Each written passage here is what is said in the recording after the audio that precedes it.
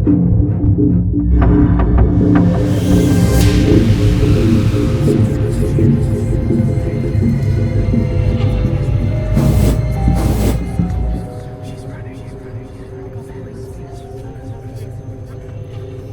ان دنوں کی بات ہے جب کراچی میں موسم گرما اپنے اختتام پہ تھا۔ دن میں تو گرمی اپنے عروج پہ ہوتی تھی، لیکن رات ہوتے ہوتے موسم بہت خوشگوار ہو جاتا تھا۔ کبھی کبھی رات میں ہلکی پھلکی بھوار بھی پڑتی تھی، اور جیسے ہی بوندا باندی شروع ہوتی، گھر والے تکیے اور چادریں سمیٹتے ہوئے نیچے کی طرف بھاگتے۔ ہاں، لیکن میری عادت کچھ عجیب تھی۔ مجھے ہلکی ہلکی بوندا باندی میں لیٹنا بہت اچھا لگتا تھا، اور میں تب تک لیٹا رہتا جب تک کہ بارش تیز نہ ہو جاتی۔ ایک رات یوں ہوا کہ سب گھر والے چھت پہ سو رہے تھے۔ اچانک رات کو بارش ہونے لگی تو گھر والے اپنی چادریں اور تکیے سمیٹتے ہوئے گھر کے نچلے حصے میں چلے گئے، اور میں حسب عادت اپنے منہ تک رضائی کو اوڑھ کر لیٹا رہا۔ مجھے یاد ہے کہ میں غنودگی میں تھا کہ اچانک مجھے 2 بلیوں کی زور سے لڑنے کی آواز آئی۔ یوں تو بلیاں چھت پہ گھومتی ہی رہتی تھیں، لیکن وہ آوازیں اس رات اتنی بھیانک تھیں کہ مجھے ان کی آواز سے گھبراہٹ ہونے لگی۔ غنودگی میں تو تھا، لیٹے لیٹے سوچا کہ چلو اٹھ کے تھوڑا شور کر کے ان کو یہاں سے بھگا دوں۔ پھر یہ سوچ کے لیٹا رہا کہ خود ہی لڑ جھگڑ کر تھک جائیں گی تو یہاں سے چلی جائیں گی۔ ابھی میں یہ سوچ ہی رہا تھا کہ اچانک سے خاموشی چھا گئی۔ تھکن اور ٹھنڈی ہوا سے میں دوبارہ سے نیند میں چلا گیا۔ ابھی مکمل طور پر نیند کا غلبہ بھی نہ ہوا تھا کہ بلی کی زوردار چیخ میری چارپائی کے عین نیچے سے آئی اور میں اچھل پڑا۔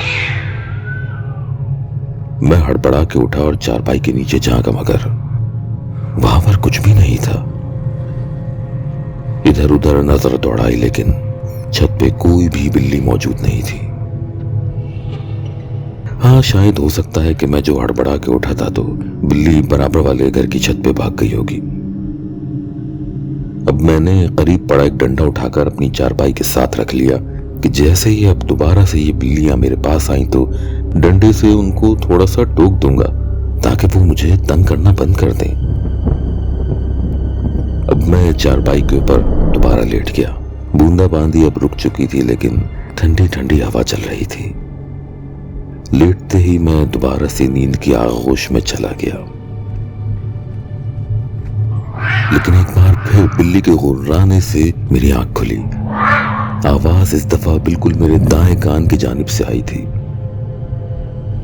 میں نے لیٹے لیٹے ہی ہاتھ سے ٹٹول کر ڈنڈا اٹھایا اور جیسے ہی اٹھ کے بیٹھا تو میرے دائیں جانب کیا چارپائی کے کسی بھی سمت کوئی بلی موجود نہ تھی، لیکن آواز بدستور بہت قریب سے آ رہی تھی۔ بلی کے رونے کی، غرانے کی آواز۔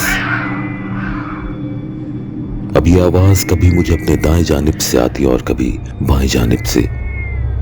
میں پلٹ کے ادھر ادھر دیکھتا، لیکن کوئی بلی کہیں بھی موجود نہ تھی۔ خوف سے میرا بدن کانپنے لگا۔ اسی لمحے میرے ذہن میں آیا کہ مجھے فوراً سے یہاں سے اٹھ کر گھر کے نچلے حصے میں چلے جانا چاہیے، لیکن میرے پاؤں بالکل سن پڑ گئے تھے۔ اب مجھے احساس ہونے لگا کہ یہاں ضرور کچھ نہ کچھ گڑبڑ ہو گئی ہے۔ خوف کا یہ عالم تھا کہ میرے حلق سے آواز تک نہیں نکل رہی تھی۔ ابھی میں یہ سب کچھ سمجھنے کی کوشش ہی کر رہا تھا کہ گھر کے پچھلے حصے کی دیوار پر مجھے ایک کالی بلی بیٹھی ہوئی نظر آئی۔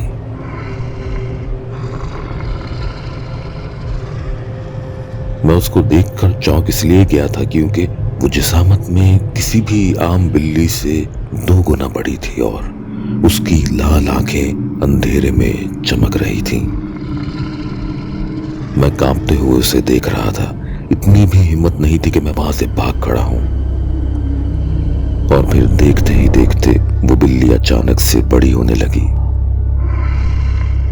बस उस वक्त मेरी हालत इतनी खराब हो गई कि न जाने कहां से मेरे अंदर इतनी ताकत आई कि मैं अपनी पूरी हिम्मत से चीखता हुआ घर के जीने की तरफ भागा और सीढ़ियों को फलांगता हुआ सहन में कूद गया। मैं शायद इतनी जोर से चीखा था कि मेरे अम्मी अब्बू बड़ा भाई सहन में आ गए और मैं सीढ़ियों से नीचे उतरते ही बेहोश हो गया। लेकिन ये सब तो शुरुआत थी। परेशानियों का सिलसिला तो अब शुरू हुआ था। इस वाकये के बाद मुझे बहुत शदीद बुखार चढ़ गया था। कुछ दिनों तक तो मुझे डरावने ख्वाब भी आने लगे।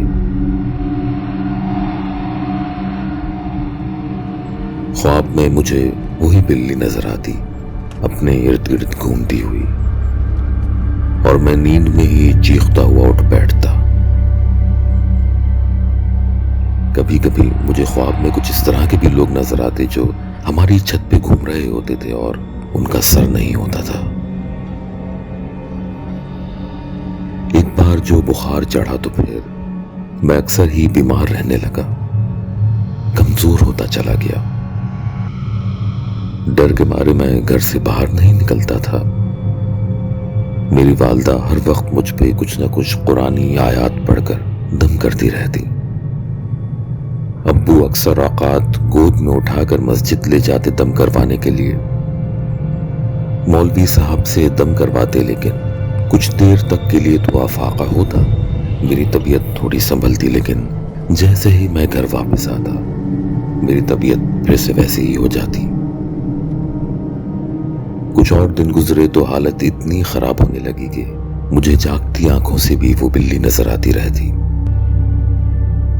एक रोज की बात है कि मेरी तबीयत कुछ संभली हुई थी, लेकिन डर बहुत लग रहा था। मैं अम्मी के कमरे में गया कि वो मुझ पर कुछ पढ़ के दम कर दें। उस वक्त मेरी अम्मी अलमारी खोले मेरी तरफ पीठ किए खड़ी थी। ऐसा लग रहा था कि कुछ कपड़े तय कर रही हैं। मैंने कमरे में दाखिल होकर अम्मी को पुकारा, मगर उन्होंने मुझे कोई जवाब नहीं दिया।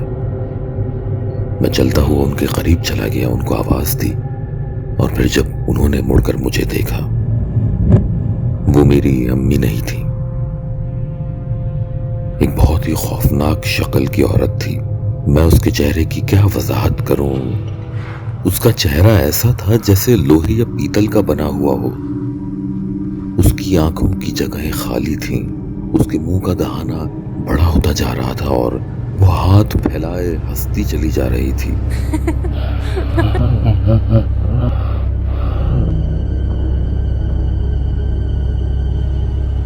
जैसे मुझे अपनी तरफ बुला रही हो और मेरी हालत पे हंस रही हो।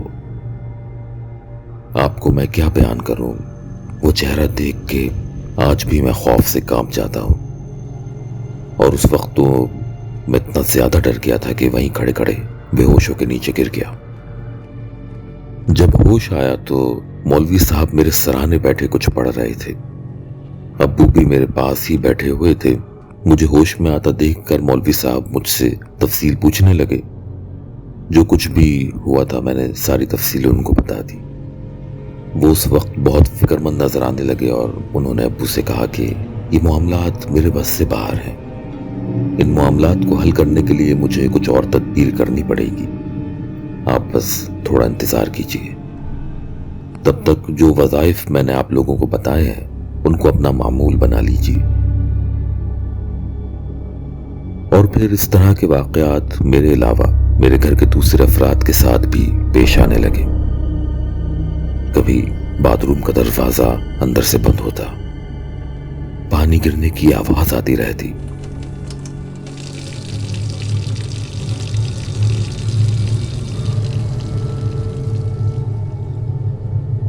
और फिर थोड़ी देर बाद खुद ब खुद दरवाजा खुल जाता।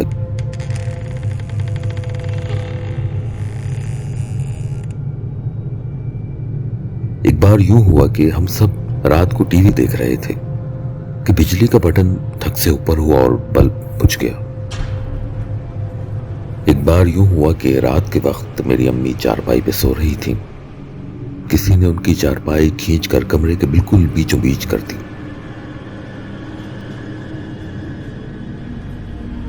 اور جیسے ہی ان کی آنکھ کھلی اور وہ اٹھ کے بیٹھی تو اسی وقت کسی اندیکھی نادیدہ قوت نے ان کے بالوں کو پکڑ کر زور سے کھینچا اور چارپائی کے اوپر گرا دیا۔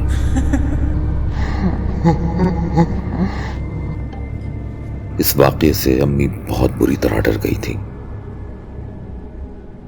اس کے علاوہ ہم چیزیں ایک جگہ رکھتے مگر ہمیں ملتی دوسری جگہ سے۔ غرض کے گھر کا ہر فرد ڈرا سہما رہنے لگا۔ اب اس سلسلے کو چلتے ہوئے تقریباً 7 مہینے ہو گئے تھے۔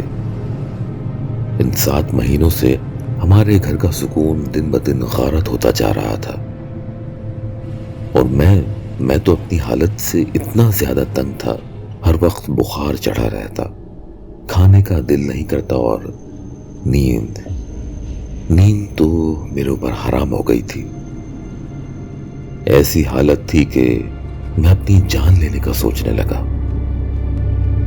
اور پھر یوں ہوا کہ خدا نے ہماری سن لی۔ خدا کو میری حالت پہ رحم آ گیا۔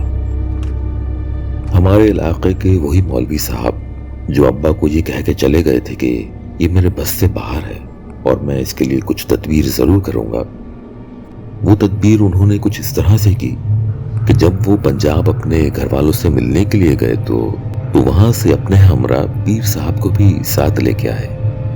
وہ پیر صاحب اصل میں ان کے استاد تھے۔ ویسے تو وہ کہیں آتے جاتے نہ تھے، لیکن مولوی صاحب نے جب ان کو سارا قصہ سنایا اور اللہ نے ان کے دل میں رحم ڈالا تو وہ ہماری مدد کے لیے کراچی آن پہنچے۔ مجھے یاد ہے کہ ان بزرگ پہ نظر پڑتے ہی مجھے بہت سکون محسوس ہوا تھا۔ جب وہ گھر میں داخل ہوئے تو میں اس وقت صحن میں ہی چارپائی پہ لیٹا ہوا تھا۔ نقاہت سے میری یہ حالت تھی کہ میں اٹھ کر ان کو سلام بھی نہ کر پایا تھا۔ خیر، میری چارپائی کے ساتھ ہی کرسیاں رکھ دی گئیں، وہیں مولوی صاحب، ان کے پیر اور میرے والد بھی بیٹھ گئے۔ ابو نے پیر صاحب کو سارے واقعات شروع سے لے کے اب تک بتا دیے، لیکن وہ بڑے سکون سے بیٹھے مسکراتے ہوئے سنتے رہے۔ ان کے چہرے پہ کچھ اس طرح کی مسکراہٹ تھی جیسے وہ کہہ رہے ہوں کہ بھلا یہ بھی کوئی مسئلہ ہے، اتنے چھوٹے سے کام کے لیے تم نے مجھے وہاں سے یہاں بلوایا ہے۔ سارا ماجرا سننے کے بعد انہوں نے ابو کے ساتھ گھر کے سارے کمروں کا جائزہ لیا اور پھر چھت پہ گئے جہاں سے یہ سارا سلسلہ شروع ہوا تھا۔ چھت کے اوپر جا کر انہوں نے ایک ایک کونے کا جائزہ لیا۔ ایک چھوٹا سا اسٹور روم بنا ہوا تھا، اس کو کھلوا کے بھی دیکھا۔ نہ صرف یہ بلکہ پڑوسیوں کی چھتوں کا بھی جائزہ لیا۔